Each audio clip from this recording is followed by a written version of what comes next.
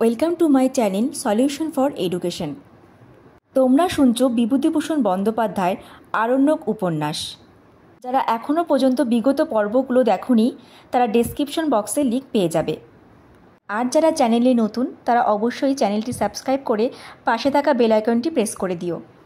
চলো তাহলে শুরু করা যাক। শুরু করছি সপ্তম পরিচ্ছেদের প্রথম অংশ। দেশের জন্য মন কেমন করা একটি অতি চমৎকার অনুভূতি। যারা চিরকাল এক জায়গায় কাটায়, স্বগ্রাম বা তাহার নিকটবর্তী স্থান ছাড়িয়া নড়ে না, তাহারা জানে না ইহার বৈচিত্র্য। দূর প্রবাসী আত্মীয় স্বজন শূন্য স্থানে দীর্ঘদিন যে বাস করিয়াছে, সে জানে বাংলাদেশের জন্য, বাঙালির জন্য, নিজের গ্রামের জন্য, দেশের প্রিয় আত্মীয় স্বজনের জন্য মন কীরকম হু হু করে। অতি তুচ্ছ পুরাতন ঘটনাও তখন অপূর্ব বলিয়া মনে হয় যাহা হইয়া গিয়াছে জীবনে আর তাহা ইহবার নহে। পৃথিবী উদাস হইয়া যায়, বাংলাদেশের প্রত্যেক জিনিসটা অত্যন্ত প্রিয় হইয়া ওঠে। এখানে বছরের পর বছর কাটাইয়া আমারও ঠিক সেই অবস্থা ঘটিয়াছে। কতবার সদরে ছুটির জন্য চিঠি লিখিব ভাবিয়াছি, কিন্তু কাজ এত বেশি সবসময় হাতে আছে যে ছুটি চাহিতে সংকোচ বোধ হয়। অথচ এই জনশূন্য পাহাড় জঙ্গলে, বাঘ ভালুক নীল গাইয়ের দেশে মাসের পর মাস, বছরের পর বছর একা কাটানো যে কি কষ্ট! প্রাণ হাঁপাইয়া ওঠে। এক এক সময় বাংলাদেশ ভুলিয়া গিয়াছি। কতকাল দুর্গোৎসব দেখি নাই, চড়কে ঢাক শুনি নাই, দেবালয়ের ধূনাগুলগুলের সৌরভ পাই নাই, বৈশাখী প্রভাত পাখির কলকুজন উপভোগ করি নাই। বাংলার গৃহস্থালীর সে শান্ত পুত ঘরকন্না, জলচৌকিতে পিতল কাঁসার তৈজসপত্র, পিড়িতে আলপনা, কুলঙ্গিতে লক্ষ্মীর কড়ির চুপড়ি, সেসব যেন বিস্মৃত অতীত এক জীবন স্বপ্ন। শীত গিয়া যখন বসন্ত পড়িয়াছে, তখন আমার এই ভাবটা অত্যন্ত বেশি বাড়িল।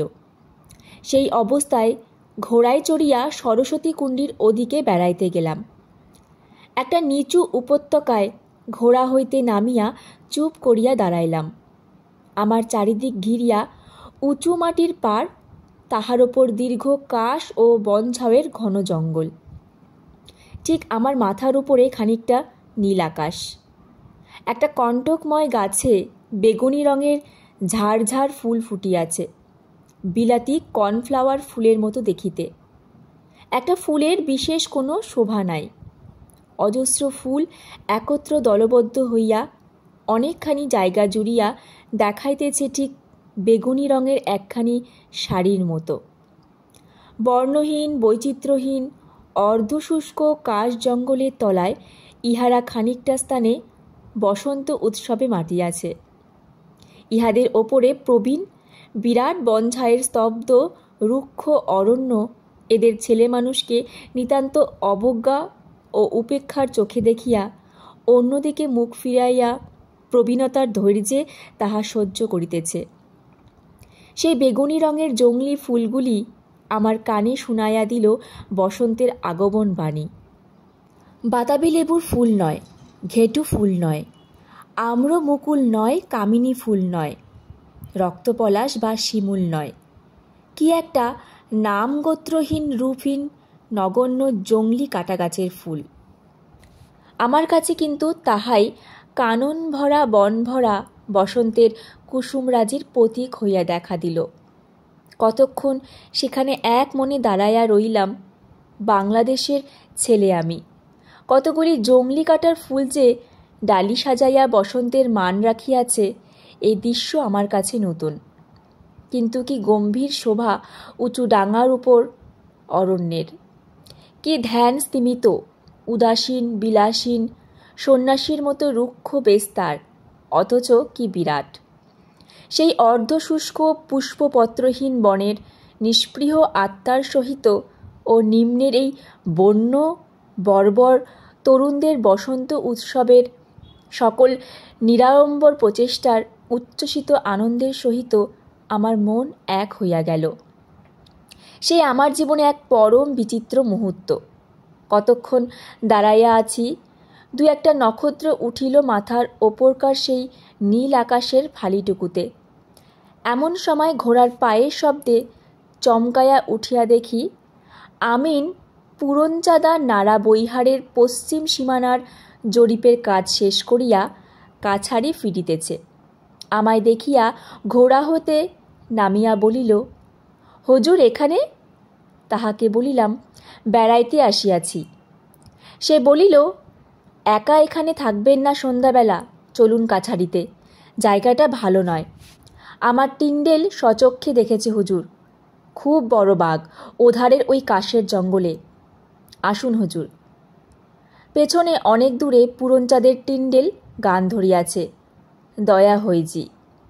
সেই দিন হইতে ওই কাটার ফুল দেখিলেই আমার মন হু হু করিয়া উঠিত বাংলাদেশের জন্য।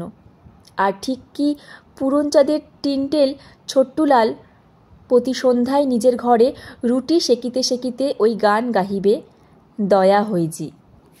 ভাবিতাম আসন্ন ফাল্গুন বেলায় আম্রবৌলের গন্ধভরা ছায়ায় শিমুল ফুলফোটা নদীচরের এপারে দাঁড়াইয়া কোকিলের কুজন শুনিবার সুযোগ এ জীবনে বুঝি আর মিলিবে না। এই বনেই বেঘরে বাঘ বা বন্য মহিষের হাতে কোনদিন প্রাণ হারাইতে হইবে। বনঝাও বন তেমনি স্থির হইয়া দাঁড়াইয়া থাকিত, দূর বনলীন দিগ্বলয় তেমনি ধূসর উদাসীন দেখাইত। এমনই এক দেশের জন্য মন কেমন করা দিনে রাসবিহারী সিংয়ের বাড়ি হইতে হোলির নিমন্ত্রণ পাইলাম। রাসবিহারী সিং এই অঞ্চলে দুর্দান্ত মহাজন, জাতিতে রাজপুত, কারো নদীর তীরবর্তী গভর্নমেন্ট খাসমহলের প্রজা। তাহার গ্রাম কাছারি হইতে 12-14 মাইল উত্তর পূর্ব কোণে মোহনপুরা রিজার্ভ ফরেস্টের গায়ে। নিমন্ত্রণ না রাখিলে ভালো দেখায় না, কিন্তু রাসবিহারী সিংয়ের বাড়িতে যাইতে আমার নিতান্ত অনিচ্ছা। এই অঞ্চলে যত গরিব গাঙ্গোত্তা জাতির প্রজার মহাজন হইল সে। গরিবকে মারিয়া তাহাদের রক্ত চুষিয়া নিজে বড়লোক হইয়াছে। তাহার কড়া শাসন ও অত্যাচারে কাহারও টু শব্দটি করিবার জো নাই। বেতন বা জমিভোগী লাঠিয়াল পাইকের দল লাঠি হাতে সর্বদা ঘুরিতেছে, ধরিয়া আনিতে বলিলে বাঁধিয়া আনিয়া হাজির করিবে। যদি কোনো রকমে রাসবিহারীর মনে হইল অমুক বিষয় অমুক তাহাকে যথেষ্ট মর্যাদা দেয় নাই বা তাহার প্রাপ্য সম্মান ক্ষুণ্ণ করিয়াছে, তাহা হইলে সেই হতভাগ্যের আর রক্ষা নাই। রাসবিহারী সিং ছলে বলে কৌশলে তাহাকে জব্দ করিয়া রীতিমতো শিক্ষা দিয়া ছাড়িবেই। আমি আসিয়া দেখি রাসবিহারী সিংই এ দেশের রাজা। তাহার কথায় গরিব গৃহস্থ প্রজা থরহরি কাঁপে। অপেক্ষাকৃত অবস্থাপন্ন লোকেও কিছু বলিতে সাহস করে না, কেননা রাসবিহারীর লাঠিয়াল দল বিশেষ দুর্দান্ত। মারধর দাঙ্গা হাঙ্গামায় তাহারা বিশেষ পটু। পুলিশও নাকি রাসবিহারীর হাতে আছে। খাসমহলের সার্কেল অফিসার বা ম্যানেজার আসিয়া রাসবিহারী সিংয়ের বাড়িতে আতিথ্য গ্রহণ করেন। এই অবস্থায় সে কাহাকে গ্রাহ্য করিবে এই জঙ্গলের মধ্যে? আমার প্রজার ওপর রাসবিহারী সিং প্রভুত্ব জাহির করিবার চেষ্টা করে, তাহাতে আমি বাধা দিই। আমি স্পষ্ট জানাইয়া দিই, তোমাদের নিজেদের এলাকার মধ্যে যা হয় করিও, কিন্তু আমার মহলের কোনো প্রজার কেশাগ্র স্পর্শ করিলে আমি তাহা সহ্য করিব না। গত বছর এই ব্যাপার লইয়া রাসবিহারী সিংয়ের লাঠিয়াল দলের সঙ্গে আমার কাছারির মুকুন্দি চাকলাদার ও গণপত তহসিলদারের সিপাহীদের একটা ক্ষুদ্র রকমের মারামারি হইয়া যায়। গত শ্রাবণ মাসেও আবার একটা গোলমাল বাঁধিয়াছিল, তাহাতে ব্যাপারে পুলিশ পর্যন্ত গড়ায়। পুলিশের দারোগা আসিয়া সেটা মিটাইয়া দেয়। তাহার পর কয়েক মাস রাসবিহারী সিং আমার মহলের প্রজাদের কিছু বলে না। সেই রাসবিহারী সিংয়ের নিকট হইতে হোলির নিমন্ত্রণ পাইয়া বিস্মিত হইলাম। গণপত তহসিলদারকে ডাকিয়া পরামর্শ করিতে বসি। গণপত বলিল, কি জানি হুজুর, ও লোকটাকে বিশ্বাস নেই, ও সব পারে। কি মতলবে আপনাকে নিয়ে যেতে চায় কে জানে, আমার মতে না যাওয়াই ভালো। আমার কিন্তু এই মতো মনোপ্রুত হইল না। হোলির নিমন্ত্রণে না গেলে রাসবিহারী অত্যন্ত অপমান বোধ করিবে, কারণ হোলির উৎসব রাজপুতদের একটি প্রধান উৎসব। হয়তো ভাবিতে পারে যে ভয়ে আমি গেলাম না, তা যদি ভাবে সে আমার পক্ষে ঘোর অপমানের বিষয়। না, যাইতেই হবে, যা থাকে অদৃষ্টে। কাছারির প্রায় সকলেই আমায় নানা মতে বুঝাইল। বৃদ্ধ মুনেশ্বর সিং বলিল, হুজুর যাচ্ছেন বটে, কিন্তু আপনি এসব দেশের গতিক জানেন না। এখানে হুট বলতে খুন করে বসে। জাহিল আদমির দেশ, লেখাপড়া জানা লোক তো নেই। তাছাড়া রাসবিহারী অতি ভয়ানক মানুষ, কত খুন করেছে জীবনে, তার লেখাজোখা আছে হুজুর। ওর অসাধ্য কাজ নেই। খুন, ঘর জ্বালানি, মিথ্যে মোকদ্দমা খাড়া করা, ও সবটাতেই মজবুত। ওসব কথা কানে না তুলিয়াই খাসমহলে রাসবিহারীর বাড়ি গিয়া পৌঁছালাম। খোলাই ছাওয়া ইটের দেওয়ালওয়ালা ঘর, যেমন এদেশে অবস্থাপন্ন লোকের বাড়ি হইয়া থাকে। বাড়ির সামনে বারান্দা, তাতে কাঠের খুঁটি আলকাতরা মাখানো, দুখানা দড়ির চারপাই, তাতে জন্দই লোক বসিয়া ফরসিতে তামাক খাইতেছে। আমার ঘোড়া উঠানের মাঝখানে গিয়া দাঁড়াইতেই কোথা হইতে গুরুম গুরুম করিয়া দুটি বন্দুকের আওয়াজ হইল। রাসবিহারী সিংয়ের লোক আমায় চেনে। তাহারা স্থানীয় রীতি অনুসারে বন্দুকের আওয়াজ দ্বারা আমাকে অভ্যর্থনা করিল, ইহা বুঝিলাম। কিন্তু গৃহস্বামী কোথায়? গৃহস্বামী না আসিয়া দাঁড়াইলে ঘোড়া হইতে নামিবার প্রথা নাই। একটু পরে রাসবিহারী সিংয়ের বড় ভাই রাস উল্লাস সিং আসিয়া বিনীত সুরে দুই হাত সামনে তুলিয়া বলিল, আইয়ে জানাব, গরিব খানা মে তশরিফ লেতে আইয়ে। আমার মনের অস্বস্তি ঘুচিয়া গেল। রাজপুত জাতি অতিথি বলিয়া স্বীকার করিয়া তাহার অনিষ্ট করে না। কেহ আসিয়া অভ্যর্থনা না করিলে ঘোড়া হইতে না নামিয়া ঘোড়ার মুখ ফিরাইয়া দিতাম কাছারির দিকে। উঠানে বহু লোক, ইহার অধিকাংশই গাঙ্গত্য প্রজা। পরনের মলিন ছেঁড়া কাপড় আবির রঙে ছোপানো। নিমন্ত্রণে বা বিনা নিমন্ত্রণে মহাজনের বাড়ি হোলি খেলিতে আসিয়াছে।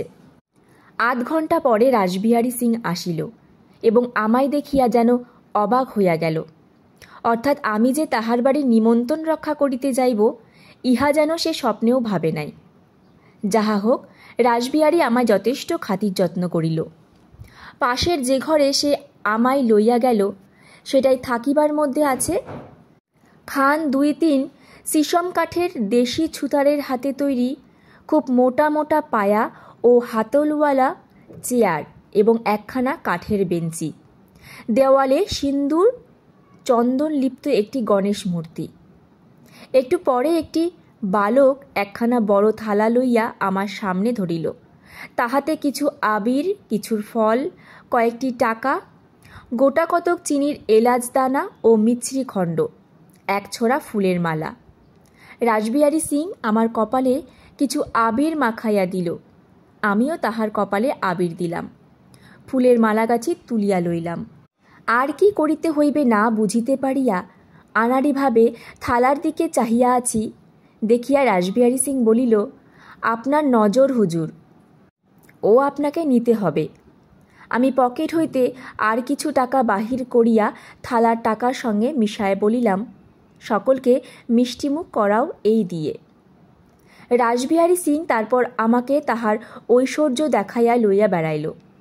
গোয়ালে প্রায় 60-65 গরু, 7-8টি ঘোড়া আস্তা বলে। 2টি ঘোড়া নাকি অতি সুন্দর নাচিতে পারে। একদিন নাচ আমায় সে দেখাইবে। হাতি নাই, কিন্তু শীঘ্র কিনিবার ইচ্ছা আছে। এদেশে হাতি না থাকিলে সে সম্ভ্রান্ত লোক হয় না। 800 মণ গম চাষে উৎপন্ন হয়, দুবেলায় 80-85 জন লোক খায়। সে নিজে সকালে নাকি 1.5 সের দুধ ও 1 সের বিকানির মিছরি স্নানান্তে জলযোগ করে। বাজারে সাধারণ মিছরি সে কখনো খায় না বিকানির মিছরি ছাড়া। মিছরি খাইয়া জলযোগ যে করে, সে এদেশে বড়লোক বলিয়া গণ্য হয়। বড়লোকের উহা আরেকটি লক্ষণ। তারপর রাসবিহারী একটা ঘরে আমায় লইয়া গেল। সে ঘরের আড়া হইতে 2000-2500 ছড়া ভুট্টা ঝুলিতেছে। এগুলি ভুট্টার বীজ, আগামী বছরে চাষের জন্য রাখিয়া দেওয়া হইয়াছে। একখানা লোহার কড়া আমায় দেখাইল। লোহার চাদর গুল বসানো পেরেক দিয়া জুড়িয়া কড়াখানা তৈরি। তাতে 1.5 মণ দুধ একসঙ্গে জাল দেওয়া হয় প্রত্যহ। তাহার সংসারে প্রত্যহই ওই পরিমাণ দুধ খরচ হয়। একটা ছোট ঘরে লাঠি, ঢাল, সরকি, বর্ষা, টাঙ্গি, তলোয়ার এত অগুন্তি যে সেটাকে রীতিমতো অস্ত্রাগার বলিলেও চলে। রাসবিহারী সিংয়ের 6 জন ছেলে। জ্যেষ্ঠ পুত্রটির বয়স 30-এর কম নয়। প্রথম 4টি ছেলে বাপের মতোই দীর্ঘকায়, জুয়ান, গোঁফ ও গালপাট্টার বহর এরই মধ্যে বেশ। তাহার ছেলেদের ও তাহার অস্ত্রাগার দেখিয়া মনে হইল দরিদ্র অনাহার জীর্ণ গাঙ্গত্যা প্রজাগণ যে ইহাদের ভয়ে সংকুচিত হইয়া থাকিবে, ইহা আর বেশি কথা কি। রাসবিহারী অত্যন্ত দাম্ভিক ও রাশভারী লোক। তাহার মনের জ্ঞানও বিলক্ষণ সজাগ। পান হইতে চুন খসলেই রাসবিহারী সিংয়ের মান যায়। সুতরাং তাহার সহিত ব্যবহার করিতে গেলে সর্বদা সতর্ক ও সতস্ত থাকতে হয়। গাঙ্গোত্রা প্রজাগণ তো সর্বদা তটস্থ অবস্থায় আছে, কি জানি কখন মনিবের মানে ত্রুটি ঘটে। বর্বর প্রাচুর্য বলিতে যাহা বুঝায় তাহার জাজল্যমান চিত্র দেখিলাম রাসবিহারীর সংসারে। যথেষ্ট দুধ, যথেষ্ট গম, যথেষ্ট ভুট্টা, যথেষ্ট বিকানির মিছরি, যথেষ্ট মান, যথেষ্ট লাঠি সোটা। কিন্তু কি উদ্দেশ্য? ঘরে একখানা ভালো ছবি নাই, ভালো বই নাই, ভালো কোচ কেদারা দূরের কথা, ভালো তাকিয়া বালিশ সাজানো বিছানাও নাই। দেওয়ালে চুনের দাগ, পানের দাগ, বাড়ির পেছনের নর্দমা অতি কদর্য নোংরা জল ও আবর্জনায় বোজানো, গৃহস্থাপত্য অতি কুৎসি। ছেলেমেয়েরা লেখাপড়া করে না। নিজেদের পরিচ্ছদ ও জুতা অত্যন্ত মোটা ও আধময়লা। গত বছর বসন্ত রোগে বাড়ির 3-4টি ছেলে মেয়ে 1 মাসের মধ্যে মারা গিয়েছে। এ বর্বর প্রাচুর্য তবে কোন কাজে লাগে? নিরীহ গাঙ্গত্যা প্রজা ঠ্যাঙাইয়া এ প্রাচুর্য অর্জন করার ফলে কাহার কি সুবিধা হইতেছে? অবশ্য রাসবিহারী সিংয়ের মান বাড়িতেছে। ভোজ্য দ্রব্যের প্রাচুর্য দেখিয়া কিন্তু তাক লাগিল। এত কি একজনে খাইতে পারে? হাতির কানের মতো বৃহদাকার পুরি, খান 15, খুঁড়িতে নানা রকম তরকারি, দই, লাড্ডু, মালপোয়া, চাটনি, পাঁপড়। আমার তো এ 4 বেলার খোরাক। রাসবিহারী সিং নাকি একা এর দ্বিগুণ আহার্য উদরস্থ করিয়া থাকে একবারে। আহার শেষ করিয়া যখন বাহিরে আসিলাম তখন বেলা আর নাই। গাঙ্গোত্র প্রজার দল উঠানে পাতা পাতিয়া দই ও চীনা ঘাসের ভাজা দানা মহা আনন্দে খাইতে বসিয়াছে। সকলের কাপড় লাল রঙে রঞ্জিত, সকলের মুখে হাসি। রাসবিহারীর ভাই গাঙ্গোত্তাদের খাওয়ানো তদারক করিয়া বেড়াইতেছে। ভোজনের উপকরণ অতি সামান্য, তাতেই ওদের খুশি ধরে না। অনেক দিন পরে এখানে সেই বালক নর্তক ধাতুরিয়ার নাচ দেখিলাম। ধাতুরিয়া আর একটু বড় হইয়াছে, নাচেও আগের চেয়ে অনেক ভালো। হোলি উৎসবে এখানে নাচিবার জন্য তাহাকে বায়না করিয়া আনা হইয়াছে। ধাতুরিয়াকে কাছে ডাকিয়া বলিলাম, চিনতে পারো ধাতুরিয়া? ধাতুরিয়া হাসিয়া সেলাম করিয়া বলিল, জি হুজুর, আপনি ম্যানেজার বাবু, ভালো আছেন হুজুর? ভারী সুন্দর হাসি ওর মুখে, আর ওকে দেখিলেই মনে কেমন একটা অনুকম্পা ও করুণার উদ্বেগ হয়। সংসারে আপন বলিতে কেহ নাই। এই বয়সে নাচিয়া গাহিয়া পরের মন জোগাইয়া পয়সা রোজগার করিতে হয়, তাও রাসবিহারী সিংয়ের মতো ধন গর্বিত অরসিকদের গৃহপ্রাঙ্গণে। জিজ্ঞাসা করিলাম, এখানে তো অর্ধেক রাত পর্যন্ত নাচতে গাইতে হবে, মজুরি কি পাবে? ধাতুরিয়া বলিল, 4 আনা পয়সা হুজুর, আর খেতে দেবে পেট ভরে। কি খেতে দেবে? মারা, দই, চিনি, লাড্ডু দেবে বোধহয়, আর বছর তো দিয়েছিল। আসন্ন ভোজ খাইবার লোভে ধাতুরিয়া খুব প্রফুল্ল হইয়া উঠিয়াছে। বলিলাম, সব জায়গায় কি এই মজুরি? ধাতুরিয়া বলিল, না হুজুর, রাসবিহারী সিং বড় মানুষ, তাই 4 আনা দেবে, আর খেতেও দেবে।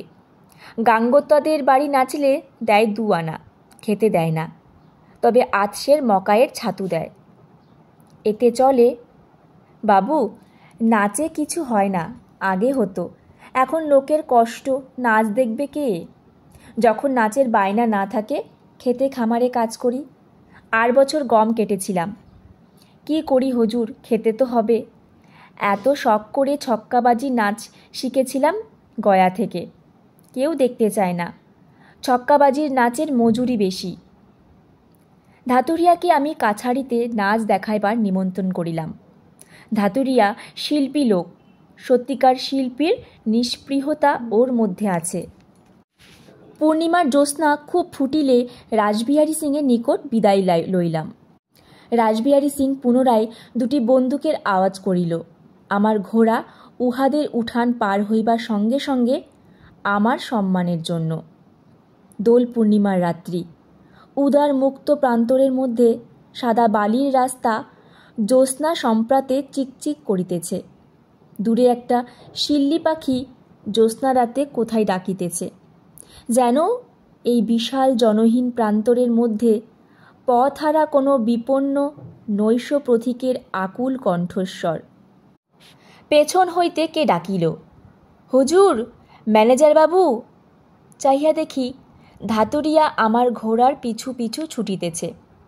ঘোড়া থামাইয়া জিজ্ঞাসা করিলাম, কি ধাতুরিয়া? ধাতুরিয়া হাঁপাইতেছিল। একটুখানি দাঁড়াইয়া দম লইয়া একটু ইতস্তত করিয়া পরিশেষে লাজুক মুখে বলিল, একটা কথা বলছিলাম হুজুর। তাহাকে সাহস দেবার সুরে বলিলাম, কি বলো না? হুজুরের দেশে কলকাতায় আমায় একবার নিয়ে যাবেন? কি করবে সেখানে গিয়ে? কখনো কলকাতায় যায়নি, শুনেছি সেখানে গাওয়া বাজনা নাচের বড় আদর। ভালো ভালো নাচ শিখেছিলাম, কিন্তু এখানে দেখবার লোক নেই, তাতে বড় দুঃখ হয়। ছক্করবাজি নাচটা না নেচে ভুলে যেতে বসেছি। উফ, কি করেই ওই নাচটা শিখি, সে কথা শোনার জিনিস। গ্রামটা ছাড়াইয়াছিলাম, ধু ধু জ্যোৎস্নালোকিত মাঠ। ভাবে বোধ হইল ধাতুরিয়া লুকাইয়া আমার সহিত দেখা করিতে চায়। রাসবিহারী সিং টের পাইলে শাসন করিবে এই ভয়ে। নিকটেই মাঠের মধ্যে একটা ফুলে ভর্তি শিমুল চারা। ধাতুরিয়ার কথা শুনিয়া শিমুল গাছটার তলায় ঘোড়া হইতে নামিয়া একখণ্ড পাথরের ওপর বসিলাম। বলিলাম, বলো তোমার গল্প। সবাই বলতো গয়া জেলায় এক গ্রামে ভিটল দাস বলে একজন গুণী লোক আছে, সে ছক্করবাজি নাচের মস্ত ওস্তাদ। আমার ঝোঁক ছিল ছক্করবাজি যে করে হোক শিখবই। গয়া জেলাতে চলে গেলাম। গায়ে গায়ে ঘুরি আর ভিটল দাসের খোঁজ করি, কেউ বলতে পারে না। শেষকালে একদিন সন্ধ্যার সময় একটা আহিরদের মহিষের বাথানে আশ্রয় নিয়েছি। সেখানে শুনলাম ছক্করবাজি নাচ নিয়ে তাদের মধ্যে কথাবার্তা হচ্ছে। অনেক রাত তখন, শীতও খুব। আমি বিচালি পেতে বাথানের এক কোণে শুয়েছিলাম। যেমন ছক্করবাজি কথা কানে যাওয়া অমনি লাফিয়ে উঠেছি, ওদের কাছে এসে বসি। কি খুশি যে হলাম বাবুজি, সে আর কি বলবো। যেন একটা কি তালুক পেয়ে গিয়েছি। ওদের কাছে ভিটল দাসের সন্ধান পেলাম। ওখান থেকে 17 ক্রোশ রাস্তা, 3 টাঙ্গা বলে গ্রামে তার বাড়ি। বেশ লাগিতেছিল একজন তরুণ শিল্পীর শিল্প শিক্ষার আকুল আগ্রহের গল্প। বলিলাম, তারপর? হেঁটে সেখানে গেলাম। ভিটল দাস দেখি বুড়ো মানুষ, এক মুখ সাদা দাড়ি। আমায় দেখে বললেন, কি চাই? আমি বললাম, আমি ছক্করবাজি নাচ শিখতে এসেছি। তিনি যেন অবাক হয়ে গেলেন। বললেন, আজকালকার ছেলেরা এ পছন্দ করে? এ তো লোকে ভুলেই গিয়েছে। আমি তার পায়ে হাত দিয়ে বললাম, আমায় শেখাতে হবে, বহু দূর থেকে আসছি আপনার নাম শুনে। তার চোখ দিয়ে জল এলো। বললেন, আমার বংশে 7 পুরুষ ধরে এই নাচের চর্চা, কিন্তু আমার ছেলে নেই, বাইরের কেউ এসে শিখতেও চায়নি। আমার এত বয়স হয়েছে এর মধ্যে, আজ তুমি প্রথম এলে। আচ্ছা, তোমায় শেখাবো। তা বুঝলেন হুজুর, এত কষ্ট করে শেখা জিনিস এখানে গাঙ্গোত্তাদের দেখিয়ে কি করব? কলকাতায় গুণের আদর আছে, সেখানে নিয়ে যাবেন হুজুর? বলিলাম, আমার কাছারিতে একদিন এসো ধাতুরিয়া, এ সম্বন্ধে কথা বলবো। ধাতুরিয়া আশ্বস্ত হইয়া চলিয়া গেল। আমার মনে হইল, উহার এত কষ্ট করিয়া শেখা গ্রাম্য নাচ কলিকাতায় কেই বা দেখিবে, আর ও বেচারি একা সেখানে কী বা করিবে। শুরু করছি অষ্টম পরিচ্ছেদের প্রথম অংশ। প্রকৃতি তার নিজের ভক্তদের যা দেন তা অতি অমূল্য দান। অনেক দিন ধরিয়া প্রকৃতির সেবা না করিলে কিন্তু সে দান মেলে না। আর কি ঈর্ষার স্বভাব প্রকৃতি রানী! প্রকৃতিকে যখন চাহিব তখন প্রকৃতিকে লইয়াই থাকিতে হইবে। অন্য কোনো দিকে মন দিয়াছি যদি, অভিমানিনী কিছুতেই তার অবগুণ্ঠন খুলিবেন না। কিন্তু অনন্যমনা হইয়া প্রকৃতিকে লইয়া ডুবিয়া থাকো, তার সর্ববিধ আনন্দের বর, সৌন্দর্যের বর, অপূর্ব শান্তির বর তোমার উপর অজস্র ধারে এত বর্ষিত হইবে, তুমি দেখিয়া পাগল হইয়া উঠিবে।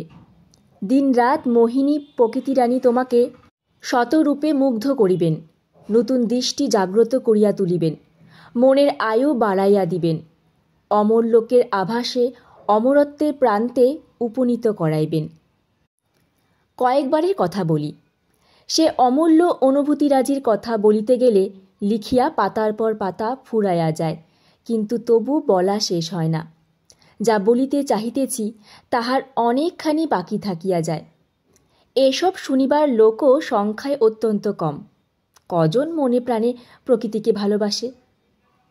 অরণ্য প্রান্তরে লবটুলিয়ার মাঠে মাঠে দুদলি ঘাসের ফুল ফুটাইয়া জানাইয়া দেয় যে বসন্ত পড়িয়াছে।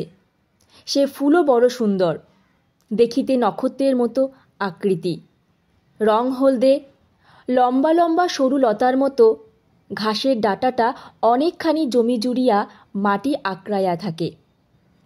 নক্ষত্রাকৃতি হলদে ফুল ধরে তার গাটে গাটে। ভোরে মাঠ, পথের ধার সর্বত্র আলো করিয়া ফুটিয়া থাকিত, কিন্তু সূর্যের তেজ বাড়িবার সঙ্গে সঙ্গে সব ফুল কুকড়াইয়া পুনরায় কুড়ির আকার ধারণ করিত। পরদিন সকালে আবার সেই কুড়িগুলি দেখিতাম ফুটিয়া আছে। রক্তপলাশের বাহার আছে মোহনপুরা রিজার্ভ ফরেস্টে ও আমাদের সীমানার বাহিরের জঙ্গলে, কিংবা মহাখালী রূপের শৈলসানু প্রদেশে। আমাদের মহাল হইতে সেসব স্থান অনেক দূরে, ঘোড়ায় ৩-৪ ঘণ্টা লাগে। সেসব জায়গায় চৈত্রে শালমঞ্জুরির সুবাসে বাতাস মাতাইয়া রাখে, শিমুল বনে দিগন্ত রেখা বাড়াইয়া দেয়, কিন্তু কোকিল, দোয়েল, বউ কথা কও প্রভৃতি গায়ক পাখিরা ডাকে না। এইসব জনহীন অরণ্য প্রান্তরের যে ছন্নছাড়া রূপ, বোধহয় তাহারা তাহা পছন্দ করে না। এক এক দিনে বাংলাদেশে ফিরিবার জন্য মন হাঁপাইয়া উঠিত। বাংলাদেশের পল্লীর সে সুমধুর বসন্ত কল্পনায় দেখিতাম। মনে পড়িত বাঁধানো পুকুরঘাটে স্নানান্তে আর্দ্র বস্ত্রে গমনরতা কোনো তরুণী বধূর ছবি, মাঠে ধারে ফুল ফোটা ঘেটু বন, বাতাবি লেবু ফুলের সুগন্ধে মোহময় ঘন ছায়া ভরা অপরাহ্ন। দেশকে কি ভালো করিয়াই চিনিলাম বিদেশে গিয়া। দেশের জন্য এই মনোবেদনা দেশে থাকিতে কখনো অনুভব করি নাই। জীবনে এই একটা বড় অনুভূতি। যে ইহার আস্বাদ না পাইল সে হতভাগ্য একটা শ্রেষ্ঠ অনুভূতির সহিত অপরিচিত রহিয়া গেল। কিন্তু যে কথাটা বারবার নানাভাবে বলিবার চেষ্টা করিতেছি, কিন্তু কোনোবারই ঠিকমতো বুঝাইতে পারিতেছি না, সেটা হইতেছে এই প্রকৃতি একটা রহস্যময় অসীমতার, দুরধিগম্যতার, বিরাটত্বের ও ভয়াল গা ছমছম করানো সৌন্দর্যের দিকটা না দেখিলে কি করিয়া বুঝাইব সে কি জিনিস। জনশূন্য বিশাল লবটলিয়া বৈহারের দিগন্তব্যাপী দীর্ঘ বনঝাউ ও কাশবনের নিস্তব্ধ অপরাহ্নে একা ঘোড়ার ওপর বসিয়া এখানকার প্রকৃতির এই রূপ আমার সারা মনকে অসীম রহস্য অনুভূতিতে আচ্ছন্ন করিয়া দিয়াছে। কখনো তাহা আসিয়াছে ভয়ের রূপে, কখনো আসিয়াছে একটা নিস্পৃহ উদাস গম্ভীর মনোভাবের রূপে, কখনো আসিয়াছে কত মধুরময় স্বপ্ন দেশ বিদেশের নরনারীর বেদনার রূপে। সে যেন খুব উচ্চদরের নীরব সঙ্গীত, নক্ষত্রের ক্ষীণ আলোর তালে, জ্যোৎস্না রাত্রের অবাস্তবতায়, ঝিল্লির টানে, ধাবমান উল্কার অগ্নিপুচ্ছের জ্যোতিতে তার লয় সঙ্গতি। সে রূপ তাহার না দেখাই ভালো, যাহাকে ঘর দুয়ার বাঁধিয়া সংসার করিতে হইবে। প্রকৃতির সেই মোহিনী রূপের মায়া মানুষকে ঘরছাড়া করে, উদাসীন ছন্নছাড়া ভবঘুরে হ্যারি জনস্টন, মার্কোপোলো, হাডসন, স্যাকলটন করিয়া তোলে। গৃহস্থ সাজিয়া ঘরকন্যা করিতে দেয় না। অসম্ভব তাহার পক্ষে ঘরকন্যা করা, একবার সে ডাক যে শুনিয়াছে। সে অনবগণ্ঠিতা মোহিনীকে একবার যে প্রত্যক্ষ করিয়াছে। গভীর রাত্রে ঘরের বাহিরে একা আসিয়া দাঁড়াইয়া দেখিয়াছি অন্ধকার প্রান্তরের অথবা ছায়াহীন ধুধু জ্যোৎস্না ভরা রাত্রির রূপ। তার সৌন্দর্যে পাগলা হইতে হয়। একটুও বাড়াইয়া বলিতেছি না। আমার মনে হয় দুর্বল চিত্র মানুষ যাহারা, তাহাদের পক্ষে সে রূপ না দেখাই ভালো। সর্বনাশী রূপ সে। সকলের পক্ষে তার টাল সামলানো বড় কঠিন। তবে এ কথাও ঠিক, প্রকৃতিকে সে রূপে দেখাও ভাগ্যের ব্যাপার। এমন বিজন বিশাল উন্মুক্ত অরণ্য প্রান্তর, শৈলমালা, বনঝাও আর কাশের বন কোথায় যেখানে সেখানে। তার সঙ্গে যোগ চায় গভীর নিশীথিনীর নীরবতার ও তার অন্ধকার বা জ্যোৎস্নার। এত যোগাযোগ সুলভ হইলে পৃথিবীতে কবি আর পাগলের দেশ ছায়া যাইত না। একদিন প্রকৃতির সে রূপ কিভাবে প্রত্যক্ষ করিয়াছিলাম সে ঘটনা বলি।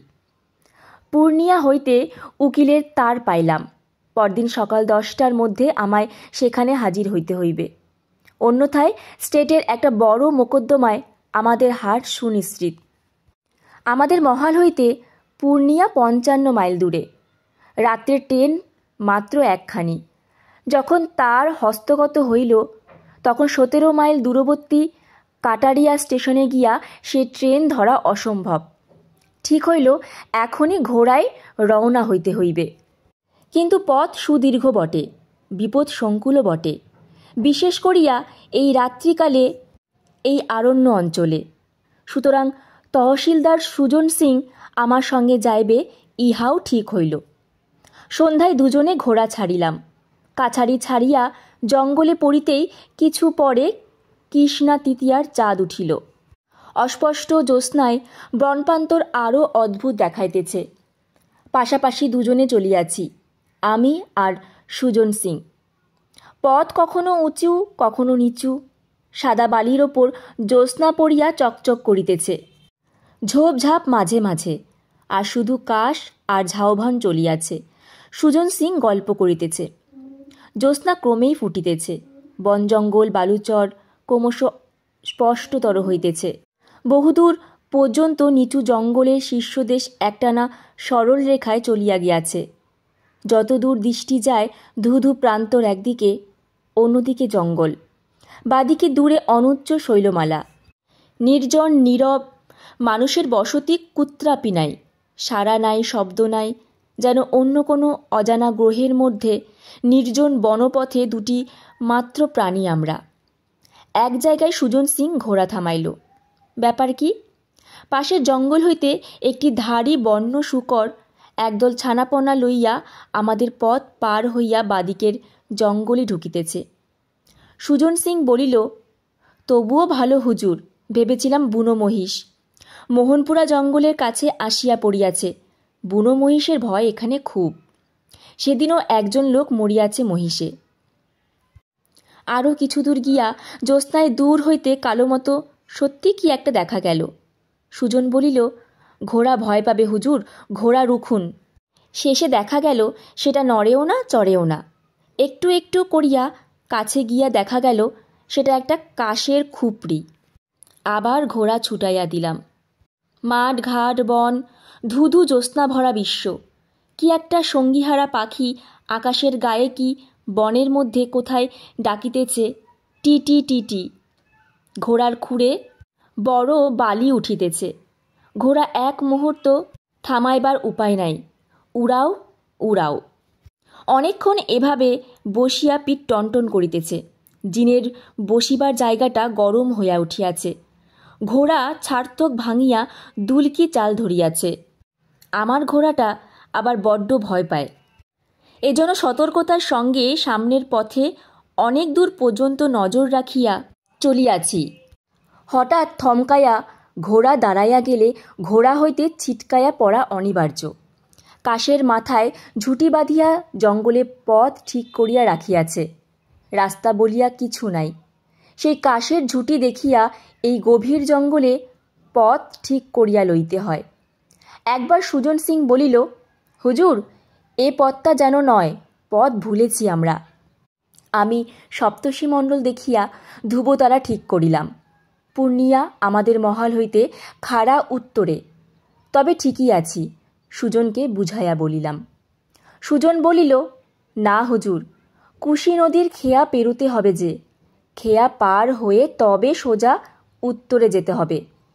এখন উত্তর পূর্ব কোণ কেটে বেরোতে হবে। অবশেষে পথ মিলিল। জ্যোৎস্না আরও ফুটিয়াছে। সে কি জ্যোৎস্না, কি রূপ রাত্রির! নির্জন বালুর চরে দীর্ঘ বন ঝাউয়ের জঙ্গলের পাশের পথে জ্যোৎস্না যাহারা কখনো দেখে নাই, তাহারা বুঝিবে না এ জ্যোৎস্নার কি চেহারা। এমন উন্মুক্ত আকাশতলে ছায়াহীন উদাস গভীর জ্যোৎস্না ভরা রাত্রিতে বন পাহাড় প্রান্তরের পথের জ্যোৎস্না, বালুচরের জ্যোৎস্না কজন দেখিয়াছে! সে কি ছুট! পাশাপাশি চলিতে চলিতে দুই ঘোড়াই হাঁপাইতেছে। শীতেও ঘাম দেখা দিয়েছে আমাদের গায়ে। এক জায়গায় বনের মধ্যে একটা শিমুল গাছের তলায় আমরা ঘোড়া থামাইয়া একটু বিশ্রাম করি, সামান্য মিনিট 10। একটা ছোট নদী বহিয়া গিয়া অদূরে কুশি নদীর সঙ্গে মিশিয়াছে। শিমুল গাছটাতে ফুল ফুটিয়াছে। বনটা সেখানে চারিধার হইতে আসিয়া আমাদের এমন ঘিরিয়াছে যে পথের চিহ্ন মাত্র নাই, অথচ খাটো খাটো গাছপালার বন। শিমুল গাছটাই সেখানে খুব উঁচু।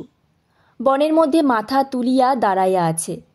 দুজনেরই জল পিপাসা পাইয়াছে দারুণ। জ্যোৎস্না স্নান হইয়া আসে। অন্ধকার বনপথ, পশ্চিম দিগন্তের দূর শৈলমালার পেছনে শেষ রাত্রির চন্দ্র ঢলিয়া পড়িয়াছে। ছায়া দীর্ঘ হইয়া আসিল। পাখি পাখালির শব্দ নাই কোনো দিকে, শুধু ছায়া ছায়া। অন্ধকার মাঠ, অন্ধকার বন। শেষ রাত্রির বাতাস বেশ ঠান্ডা হইয়া উঠিল। ঘড়িতে রাত প্রায় 4টা। ভয় হয় শেষ রাত্রের অন্ধকার বুনো হাতির দল সামনে না আসে। মধুবনির জঙ্গলে একপাল বুনো হাতিও আছে। এবার আশেপাশে ছোট ছোট পাহাড়, তার মধ্যে দিয়া পথ। পাহাড়ের মাথায় নিষ্পত্র শুর্ভ কাণ্ড গোলগলি ফুলের গাছ। কোথাও রক্তপলাশের বন। শেষ রাত্রে 4 ডোবা অন্ধকারে বন পাহাড় অদ্ভুত দেখায়। পূর্ব দিকে ফর্সা হয়ে আসিল। ভোরের হাওয়া বহিতেছে। পাখির ডাক কানে গেল। ঘোড়ার সর্বাঙ্গ দিয়া দরদর ধারে ঘাম ছুটিতেছে। ছুট ছুট। খুব ভালো ঘোড়া, তাই এই পথে সমানে এত ছুটিতে পারে। সন্ধ্যায় কাছারি ছাড়িয়াছি, আর ভোর হইয়া গেল। সম্মুখে এখনও যেন পথের শেষ নাই, সেই একঘেয়ে বন পাহাড়। সামনের পাহাড়ের পেছন থেকে টকটকে লাল সিঁদুরের গোলার মতো সূর্য উঠিতেছে। পথের ধারে এক গ্রামে ঘোড়া থামাইয়া কিছু দুধ কিনিয়া দুজনে খাইলাম। পরে আরও ঘণ্টা 2 চলিয়াই পূর্ণিয়া শহর। পূর্ণিয়া স্টেটের কাজ শেষ করিলাম। সে যেন নিতান্ত অন্যমনস্কতার সহিত মন পড়িয়া রহিল পথের দিকে। আমার সঙ্গীর ইচ্ছা কাজ শেষ করিয়াই বাহির হইয়া পড়ে। আমি তাহাকে বাধা দিলাম। জ্যোৎস্না রাত্রে এতটা পথ অশ্বারোহণে যাইবার বিচিত্র সৌন্দর্যের পুনরাস্বাদনের লোভে গেলামও তাই। পরদিন চাঁদ একটু দেরিতে উঠিলেও ভোর পর্যন্ত জ্যোৎস্না পাওয়া গেল। আর কি সে জ্যোৎস্না! কৃষ্ণপক্ষের স্তিমিতালোক চন্দ্রের জ্যোৎস্না বনে পাহাড়ে যেন এক শান্ত স্নিগ্ধ অথচ এক আশ্চর্য রূপে অপরিচিত স্বপ্ন জগতের রচনা করিয়াছে। সে খাটো খাটো কাশ জঙ্গল, সেই পাহাড়ের সানুদেশে পীতবর্ণ গোলগলি ফুল, সেই উঁচু নিচু পথ, সব মিলিয়ে যেন কোন বহুদূরের নক্ষত্রলোক। মৃত্যুর পরে অজানা কোন অদৃশ্য লোকে অশরীরী হইয়া উড়িয়া চলিয়াছি। ভগবান বুদ্ধের সেই নির্বাণ লোকে, যেখানে চন্দ্রের উদয় হয় না, অথচ অন্ধকারও নাই। অনেক দিন পরে যখন এই মুক্ত জীবন ত্যাগ করিয়া সংসারে প্রবেশ করি, তখন কলিকাতা শহরের ক্ষুদ্র গলির বাসা বাড়িতে বসিয়া স্থির সেলাইয়ের কল চালনার শব্দ শুনিতে শুনিতে অবসর দিনের দুপুরে কতবার এই রাত্রির কথা, এই অপূর্ব আনন্দের কথা, এই জ্যোৎস্নামাখা রহস্যময় বনশ্রীর কথা, শেষ রাত্রে চারডোবা অন্ধকারে পাহাড়ের ওপর শুভ্রকাণ্ড গোলগলি গাছের কথা, শুকনো কাশ জঙ্গলের সোদা সোদা তাজা গন্ধের কথা ভাবিয়াছি। কতবার কল্পনায় আবার ঘোড়ায় চড়িয়া জ্যোৎস্না রাত্রে পূর্ণিয়া গিয়াছি। শুরু করছি অষ্টম পরিচ্ছেদের দ্বিতীয় অংশ। চৈত্র মাসের মাঝামাঝি একদিন খবর পাইলাম সীতাপুর গ্রামে রাখাল বাবু নামে একজন বাঙালি ডাক্তার ছিলেন। তিনি কাল রাতে হঠাৎ মারা গিয়াছেন। ইহার নাম পূর্বে কখনো শুনি নাই। তিনি যে ওখানে ছিলেন তাহা জানিতাম না। শুনিলাম আজ 20-22 বছর তিনি সেখানে ছিলেন। ও অঞ্চলে তাহার পসার ছিল, ঘর বাড়িও নাকি করিয়াছিলেন ওই গ্রামেই। তাহার স্ত্রী পুত্র সেখানেই থাকে। এই অবাঙালির দেশে একজন বাঙালি ভদ্রলোক মারা গিয়াছেন হঠাৎ। তাহার স্ত্রী পুত্রের কি দশা হইতেছে, কে তাহাদের দেখাশোনা করিতেছে, তাহার সৎকার বা শ্রাদ্ধশান্তির কি ব্যবস্থা হইতেছে, এসব জানিবার জন্য মন অত্যন্ত চঞ্চল হইয়া উঠিল। ভাবিলাম আমার প্রথম কর্তব্য হইতেছে সেখানে গিয়া সেই শোক সন্তপ্ত পরিবারের খোঁজ খবর লওয়া। খবর লইয়া জানিলাম গ্রামটি এখান হইতে মাইল 20 দূরে, করারি খাসমহলের সীমানায়। বৈকালের দিকে সেখানে গিয়া পৌঁছালাম। লোকজনকে জিজ্ঞাসা করিয়া রাখালবাবুর বাড়ি খুঁজিয়া বাহির করিলাম। দুখানা বড় বড় খোলার ঘর, খানতি ছোট ছোট ঘর, বাহিরে এদেশের ধরনে একখানা বসিবার ঘর, আর 3 দিকে দেওয়াল নাই। বাঙালির বাড়ি বলিয়া চিনিবার কোনো উপায় নাই। বসিবার ঘরে দড়ির 4 পাই হইতে উঠানের হনুমান ধ্বজাটি পর্যন্ত সব এদেশি। আমার ডাকে একটি 12-13 বছরের ছেলে বাহির হইয়া আসিল। আমায় ঠেট হিন্দিতে জিজ্ঞাসা করিল, কাকে খুঁজছেন? তাহার চেহারা দেখিয়া মনে হয় না যে সে বাঙালির ছেলে। মাথায় লম্বা টিকি, গলায় অবশ্য বর্তমানে কাঁচা। সবই বুঝিলাম, কিন্তু মুখের ভাব পর্যন্ত হিন্দুস্তানি বালকের মতো কি করিয়া হয়। আমার পরিচয় দিয়া বলিলাম, তোমাদের বাড়িতে এখন বড় লোক কে আছেন তাকে ডাকো। ছেলেটি বলল, সেই বড় ছেলে। তার আরও 2টি ছোট ছোট ভাই আছে। বাড়িতে আর কোনো অভিভাবক নাই। বলিলাম, তোমার মায়ের সঙ্গে আমি একবার কথা কইতে চাই, জিজ্ঞেস করে এসো। খানিকটা পরে ছেলেটি আসিয়া আমায় বাড়ির মধ্যে লইয়া গেল। রাখালবাবুর স্ত্রীকে দেখিয়া মনে হইল বয়স অল্প 30-এর মধ্যে, সদ্য বিধবার বেশ, কাঁদিয়া কাঁদিয়া চক্ষু ফুলিয়াছে। ঘরের আসবাবপত্র নিতান্ত দরিদ্রের গৃহস্থালির মতো। একদিকে একটা ছোট গোলা, ঘরের দাওয়ায় খান 2-4 পাই, ছেঁড়া লেপ কাঁথা, এদেশি পিতলের ঘয়লা, একটা গুড়গুড়ি পুরনো টিনের তরঙ্গ। বলিলাম, আমি বাঙালি, আপনার প্রতিবেশী। আমার কানে গেল রাখালবাবুর কথা, তাই এলাম। আমার এখানে একটা কর্তব্য আছে বলে মনে করি। আমার কোনো সাহায্য যদি দরকার হয় নিঃসংকোচে বলুন। রাখালবাবুর স্ত্রী কপাটের আড়ালে দাঁড়াইয়া নিঃশব্দে কাঁদিতে লাগিলেন। আমি বুঝাইয়া শান্ত করিয়া পুনরায় আমার আসিবার উদ্দেশ্য ব্যক্ত করিলাম। রাখালবাবুর স্ত্রী এবার আমার সামনে বাহির হইলেন। কাঁদিতে কাঁদিতে বলিলেন, আপনি আমার দাদার মতো। আমাদের এই ঘোর বিপদের সময় ভগবান আপনাকে পাঠিয়েছেন। ক্রমে কথায় কথায় জানা গেল এই বাঙালি পরিবার সম্পূর্ণ নিঃস্ব ও অসহায় এই ঘোর বিদেশে। রাখালবাবু গত 1 বছরের ওপর শয্যাগত ছিলেন। তার চিকিৎসার ও সংসার খরচে সঞ্চিত অর্থ সব নিঃশেষ হইয়া গিয়াছে। এখন এমন উপায় নাই যে তার সাধ্যের জোগাড় হয়। জিজ্ঞাসা করিলাম, আচ্ছা, রাখালবাবু তো অনেক দিন ধরে এই অঞ্চলে আছেন, কিছু করতে পারেননি? রাখালবাবুর স্ত্রীর সংকোচ ও লজ্জা অনেকটা দূর হইয়াছিল। তিনি যেন এই প্রবাসে, এই দুর্দিনে একজন বাঙালির মুখ দেখিয়া অকুলে কুল পাইয়াছেন মুখের ভাবে মনে হইল। বলিলেন, আগে কি রোজগার করতেন জানি না, আমার বিয়ে হয়েছে এই 15 বছর। আমার সতীন মারা যেতে আমায় বিয়ে করেন। আমি এসে পর্যন্ত দেখছি কোনো রকমের সংসার চলে।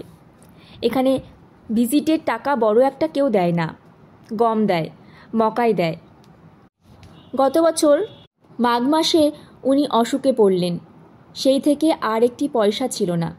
তবে এদেশের লোক খারাপ নয়, যার কাছে যা পাওনা ছিল বাড়ি বয়ে সে সব গম, মকাই, কলাই দিয়ে গিয়েছে।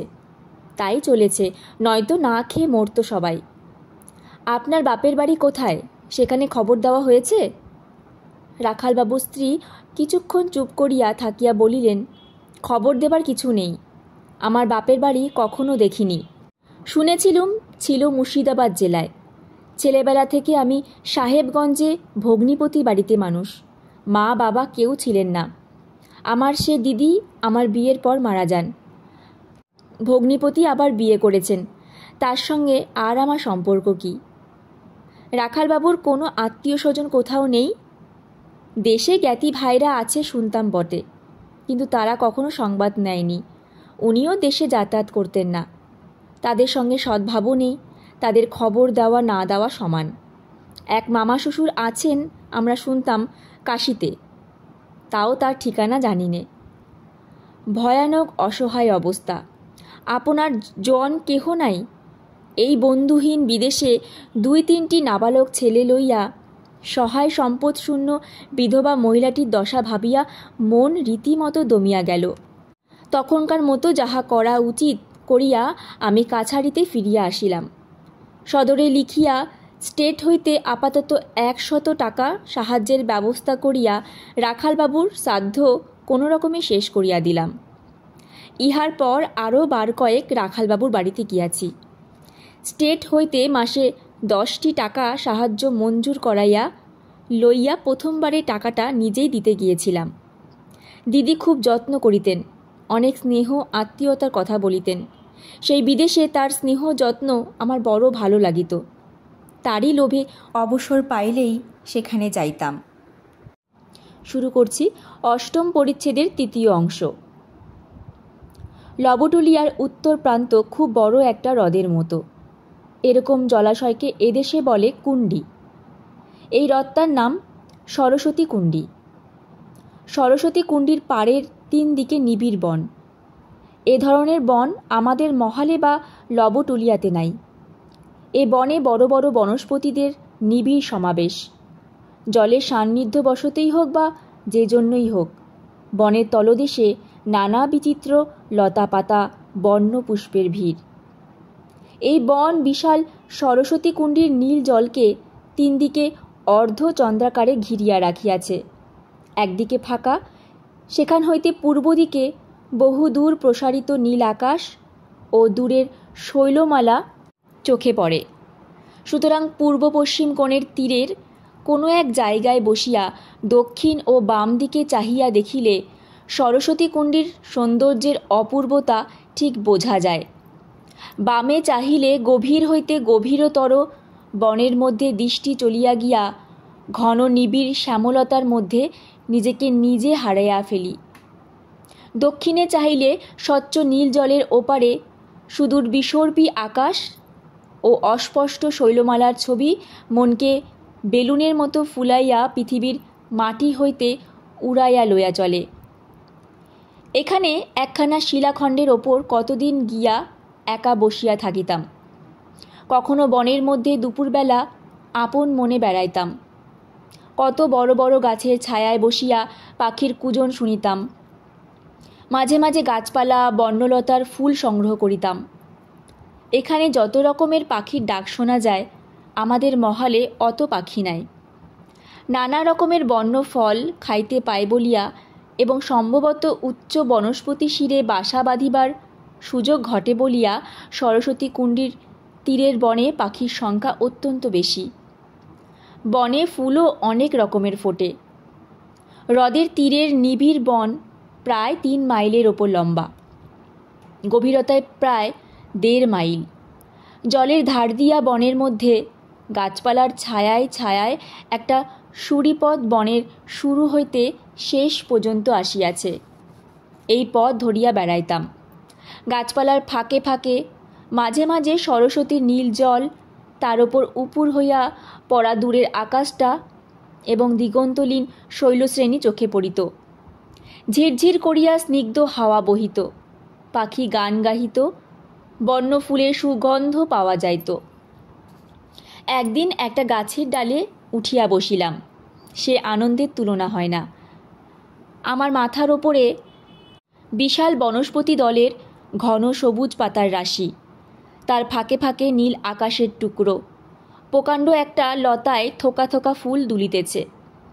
পায়ের দিকে অনেক নিচে ভেজা মাটিতে বড় বড় ব্যাঙের ছাতা গজাইছে।